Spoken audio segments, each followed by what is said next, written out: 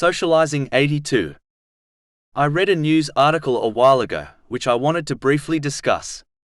It mentioned how some young adults from certain communities ran away from their homes for the sake of what they believed was true love.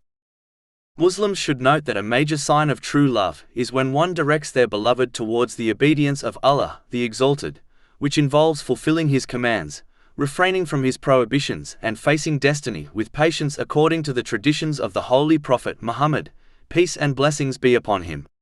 This is because obedience leads to success and safety in both this world and in the hereafter. A person who does not desire safety and success for a person can never truly love them irrespective of what they claim or how they treat the other person.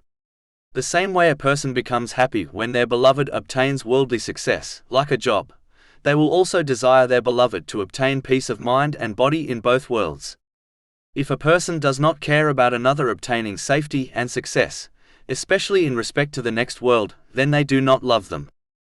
A true lover could not bear knowing and seeing their beloved facing difficulties and punishment in this world or in the next. This is only avoidable through the sincere obedience of Allah, the Exalted. Therefore, they would always direct their beloved towards the obedience of Allah, the Exalted. If a person directs another towards their own selfish interest or the interest of others instead of the obedience of Allah, the Exalted, it is a clear sign that they do not truly love them. This applies to all relationships, such as friendships and relatives. Therefore, a Muslim should assess whether those in their life direct them towards Allah, the Exalted, or not.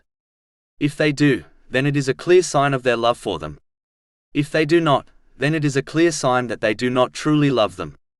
Chapter 43 Az-Zukhruf, verse 67. Close friends that day will be enemies to each other, except for the righteous.